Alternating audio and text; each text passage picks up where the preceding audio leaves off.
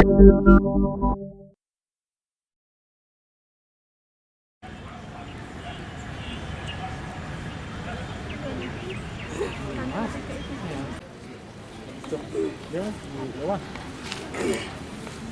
hikai na po Maurut kene na Rising Sun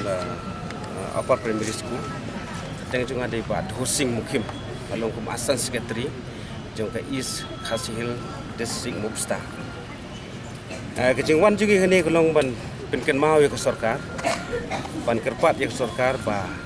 kan le ai na ka benta ban upgrade ya ka ad hoc Upper Primary School caka deficit system kani ka gran ad hoc nilayo na du usnem khat khandai spa andri pupra mula san phosau snem isusa ad hoc si ad hoc hadu mentaksi te ka jingkerpan nakaliang jongka asian hi kani ka jing khi kalong pro kawi ke mekhalia man ke district ye don te ngia protes ye kani ba sarkar kan le ye namar ba sarkar kala circulate ingi hausem arajar khat khandai ye kani ka jing thwa proposal baik kini kita thua proposal to for ad hoc upper primary to deficit system kalau circulate man pegawai ke distrik ya kini rei haduk mentah ke sarkar kampat le ye ya kini dia nak kata daung yang halor kan urim ban pinken mau ke sarkar ban kerpat ya ke sarkar bahkan le ya kini ka upper primary school juni naman ngilalong nong hikai ngagal adon san pusau sudah mentah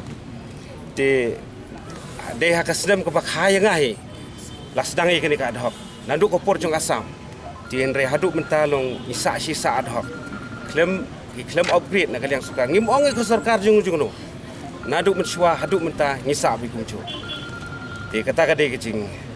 keren jongi na kaliang jongi inong kai kila me tu kadok di school ad hoc dan berkanu ngidon pras spa sau tri school borok week state nidon lai hajar arspa nyu pundengut kinong hikai Brokawik State. Mentah harus senterik kan de ka sit and demonstration. Tingila yele mentah. Tegumut next ngin saben penak. Next time. Ngimla banong lepa. Sorry, ngimla. Kani kan de bitang sisi mentah sini. Kade tang sisi swa mentah.